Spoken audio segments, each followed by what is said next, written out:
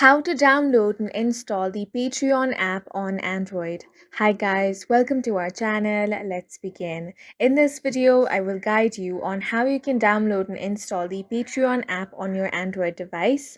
For that, you want to open up Play Store. Make sure that you have signed into your account. Now, you want to tap on the search icon at the bottom right corner of your screen. Now, tap on the search bar and here you want to type Patreon.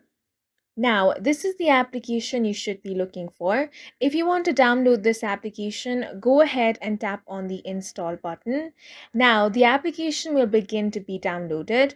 If you want more details on this app, you can tap on About this app option, and here you have all the details about this application, including app info. Now, once the application has been downloaded, it will be automatically installed on your device.